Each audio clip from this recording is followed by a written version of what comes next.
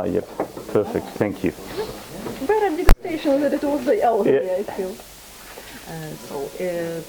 How you became in the business? So you started, it's your family business, or you started from, because experience that shows that few people start wine career when their grandfather, father, or winemakers.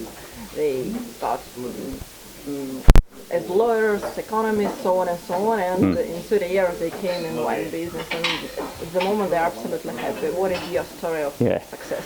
So I mean, we have two differences between me and Calabria Family Wines, the winery I'm working for, because in fact I ended up in the wine business a bit more than 20 years ago, totally falling in love with wine, and then studied enology and international wine economics at the Geisenheim University in Germany.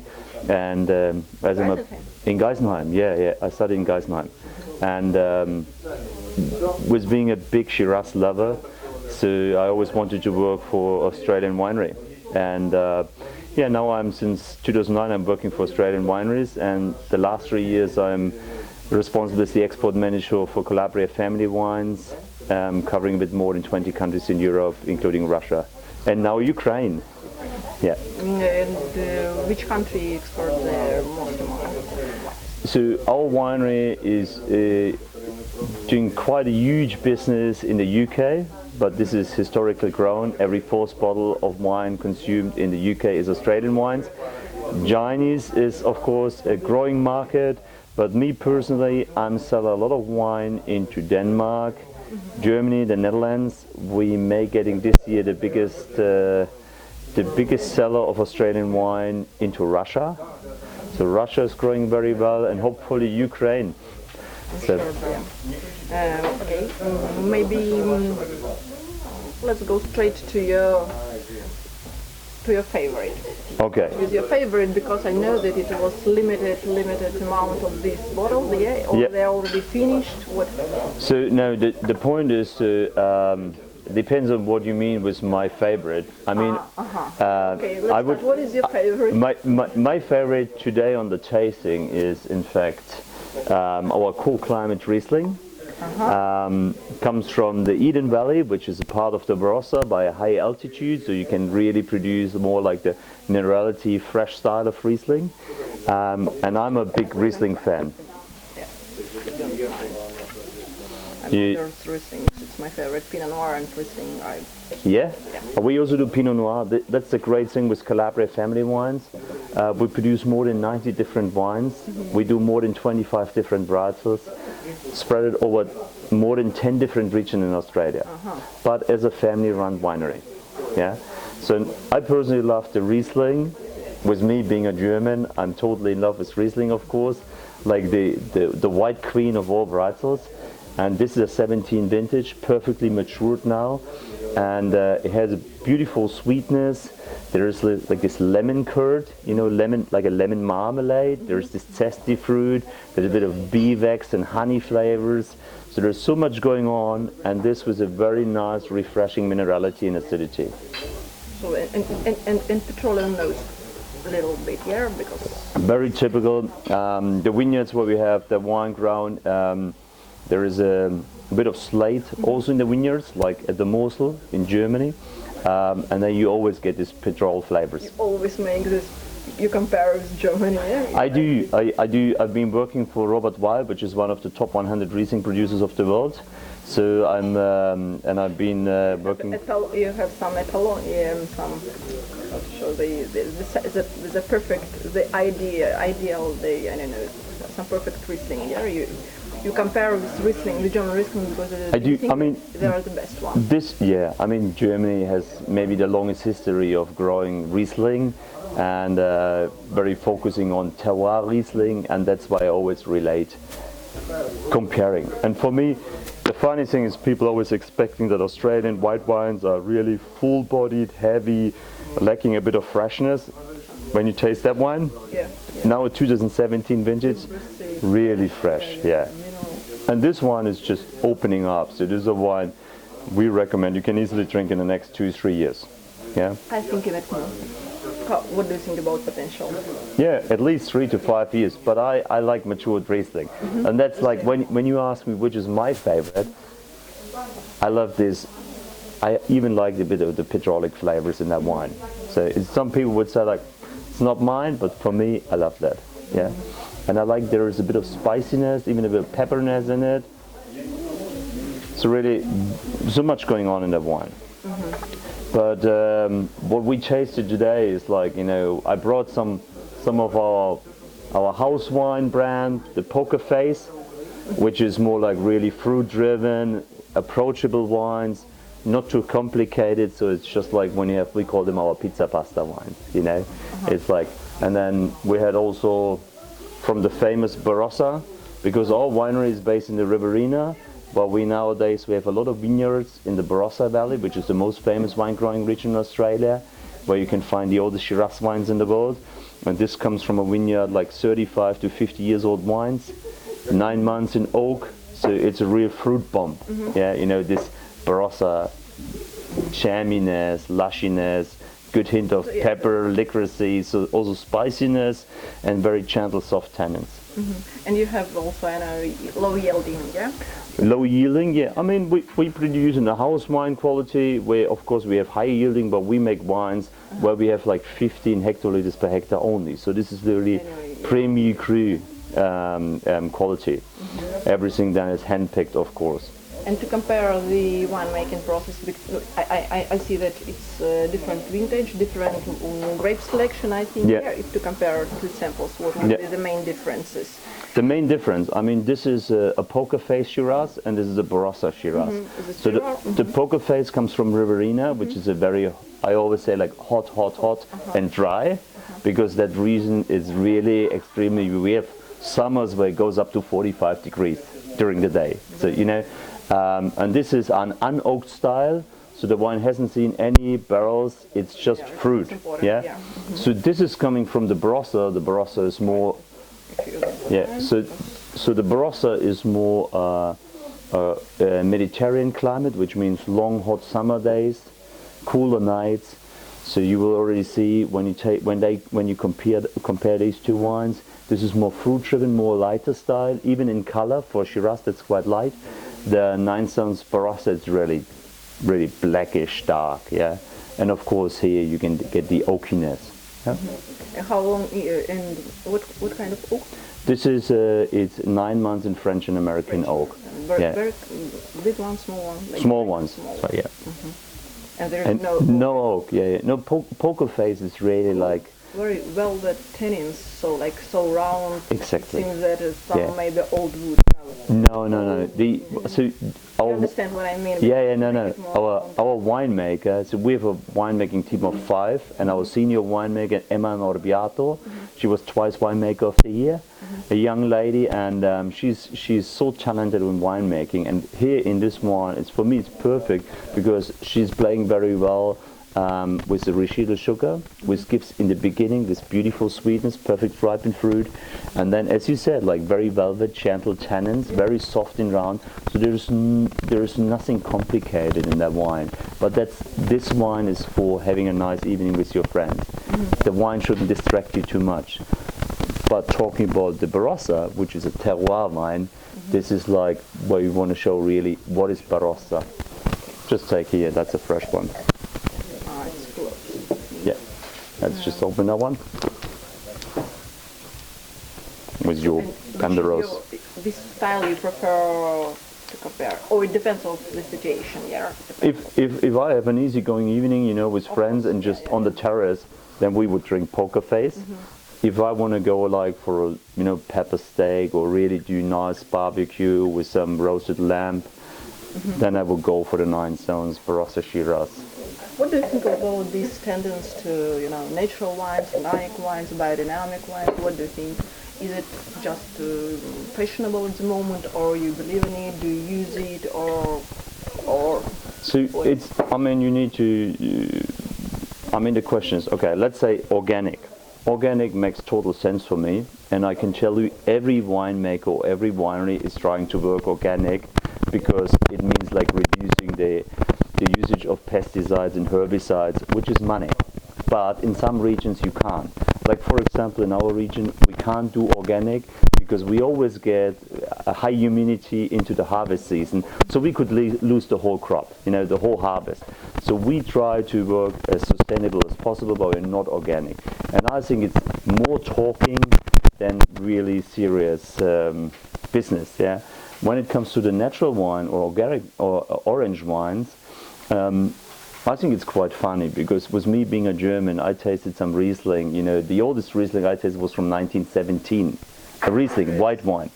And at that time, every wine was natural, because there was no wine techniques. So And it's still alive?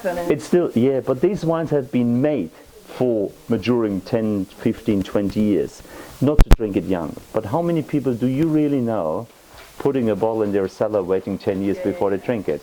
This is we call this group the wine nerds, which are all the sommeliers, and of course they are interested in it, but it's not a category where you as a winery can pay your stuff. You know what I mean? I think it's interesting. And orange, now the UK, Aldi UK, they took an orange wine into their assortment. So you see there are consumers they're looking for, but I think it's not an ongoing trend. It's more like people looking for something new. It's like it was people looking for new wine producing countries or new varietals, and orange is the new thing. And I think in 1 or 2 years there will be still producers, but it's not a big topic. Not when it comes to volume or business. Yeah. Okay, and you said that you make Pinot Noir the same year. It's very you make Pinot Noir. Yes, we do. Yeah? We do.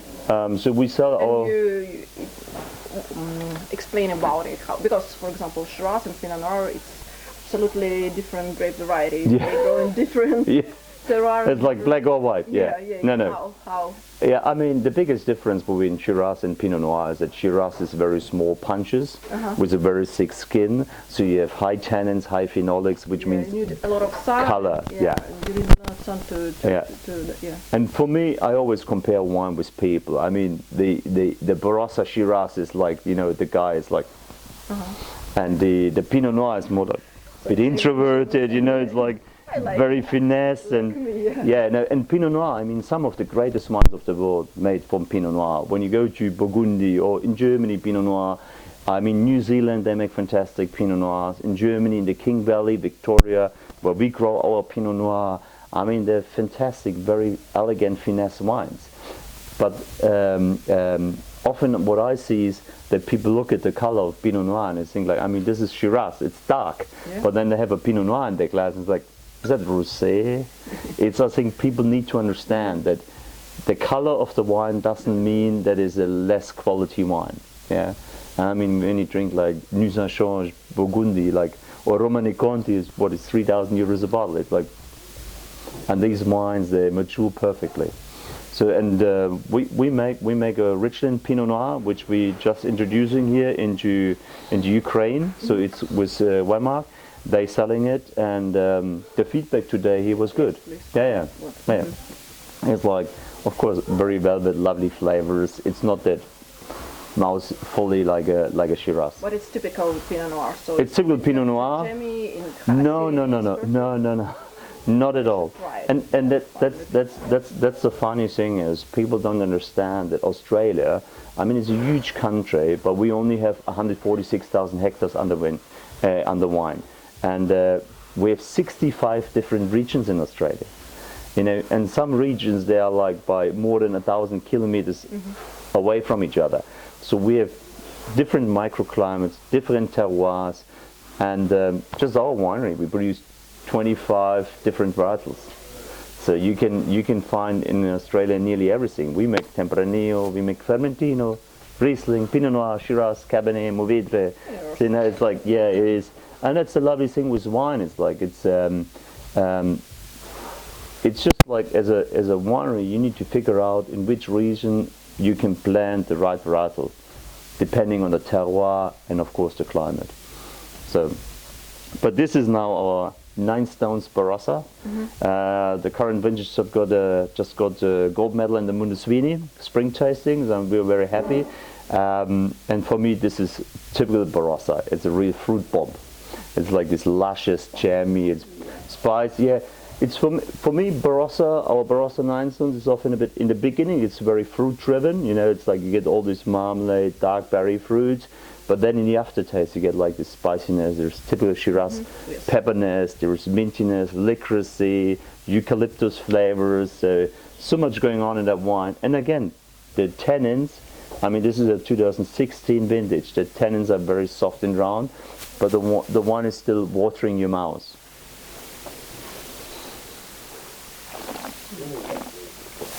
Great.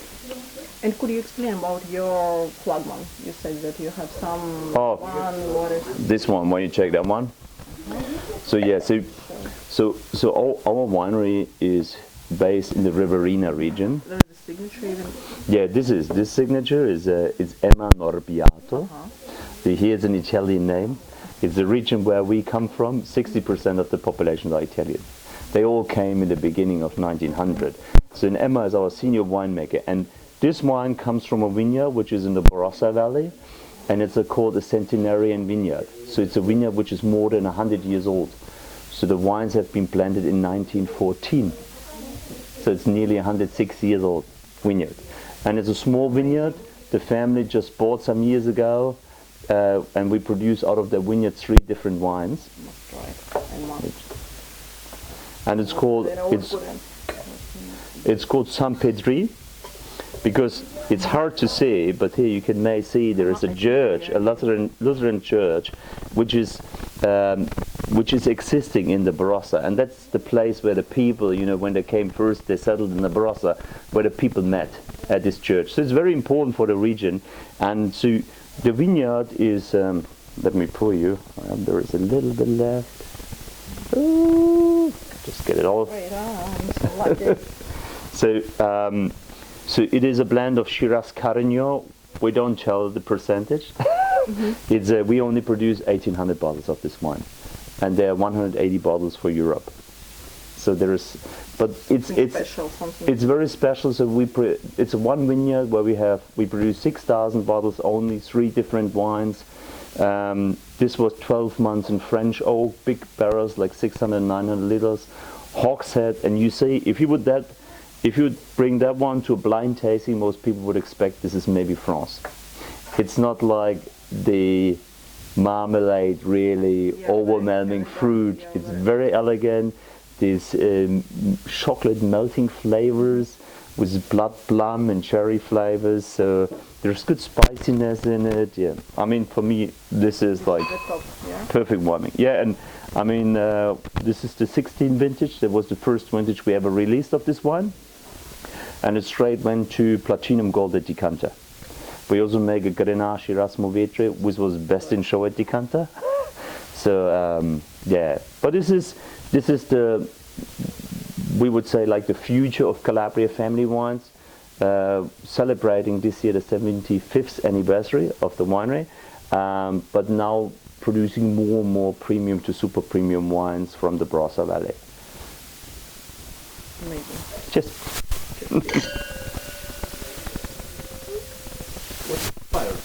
Yeah, I didn't want to ask you, but... Oh yeah, I mean the bushfires, yeah. I mean it's big talk. To be honest, I always try to think positive, and... it's complicating the situation. I have to say the funny thing is our sales going up, because now people look after Australia. I mean, Australia is so far away, and the bushfires, they hit Australia very hard. When it comes to the wine business, we have 146,000 hectares in total as a country, and about 2,000 hectares of vineyards got just burned, destroyed. But this is just one thing. The other thing is smoke taint. You know, the problem is, like, there are super premium producers like Tyrrell in the Hunter Valley. They make Semillons, you know, the older vintages you pay like $350 a bottle. They won't have a 2020 vintage. Nothing at all because of smoke taint. You're so happy.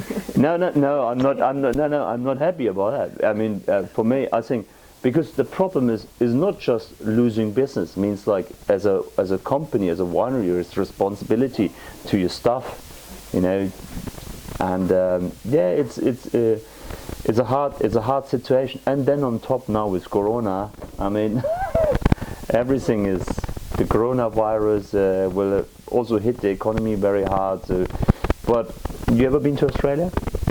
Unfortunately. You need to put it on your bucket list, as we say, because it's when you go there, people are survivors. It's like, you know, when you think about who has been these people coming to Australia in the last 100 years, like the founder of Calabria family once, Francesco, he was jumping on a boat in 1927, you know, he didn't know where to go and ended up in Australia, and it's like, and they started a business there. They know how to survive, and they're very positive, very optimistic people there. So, but that's with the bushfires. Yeah. But enjoy the wine. I mean, it's Amazing. yeah. I brought that one from my private cellar because it's not really a wine we promoting that much, because the stock is the stock is so limited. And for me, what I like is I bring this wine here to Ukraine. I have one bottle for here, and I bring one to Odessa tonight. Yeah, they're waiting for you. Yes, so I will have 2 days in Odessa, and for me it's nice to show all our wines, and then, you know, as like a gift, bring something unique like that. Yeah, That people get an understanding that we're not just a good producer of house wines and medium quality wines, that we can also perform in the super premium, and that's the direction our winery is heading to. And this is just second level. We have one wine above the one. I must go to Australia. Yeah, you need to. Yes. Yeah. We have the iconic reserve, which is also from this 106 years old vineyard, and That's a great variety. it's a Shiraz. It's a 100% Shiraz. We produced 3 vintages so far, 97 points by James Halliday, and the funny thing is the wines are made by Bill Calabria, the owner himself, who is allergic to sulfur and alcohol, so he can't drink wine. But he's a winemaker since he's 16. Is So. it's possible, yeah? Yeah, it is. Yeah, he says. Practice shows that yes. He says, Emma, tasting is just happening here and there. Everything here is for fun. Yeah. And I think it's a bit sad, but unfortunately, at the end of the day, he's right. But maybe you don't sell it at all, yeah? Or you just drink it by yourself? I get 90 bottles for whole Europe. So it's like, we have an allocation. It's like, you know, if we have customers, they really appreciate our wines, and you know, like What is the price? you get 3. It's not a secret. No, it's not a secret at all. It's not expensive. I mean, it's this wine is retailing about 90 euros a bottle on a shelf in a shop, you know, in a wine shop, and the iconic is, depending on the country, 120 to 150 euros. Considering the low quantity, I think it's nothing. You should make high price. No, but no. That's really. a lot of people say that, but this is, and that's what I also love with Calabria. I mean, the whole winery started because, you know, Italians, they like good food and the drink, and the founder of Calabria, he couldn't afford to buy wine, so he made them himself. And he always said, like, we always need to produce wines which are overperforming in quality compared to the price that people pay. So it means, like, you buy a bottle of Poker Face, you drink a sip, and you think like, wow, and then you think like, wow, and that price overperforming. It's the secret of your success, I think. It is. Yeah, It's. I said it today. It's like Bill Calabria, the owner. He's turned 70, and I just came back from the Netherlands, and I had a friend, customer of mine, and he said, you know, I've been to the Barossa, to your new restaurant, and there was a guy doing the gardening. I said, yeah, who was it? It was Bill, and he's multi-millionaire, and that's when you ever meet him, you will understand. He's real. Yeah, he's real character. One of the most beautiful personalities I ever met. It's not about money. It's about wine and passion, and I mean that's why we all ended up in the wine business. Oh, I hope so. Cool. Cheers. Cheers. Thanks so much. Thank you. Very interesting. Cheers. See you in Australia. Yeah, it was a pleasure.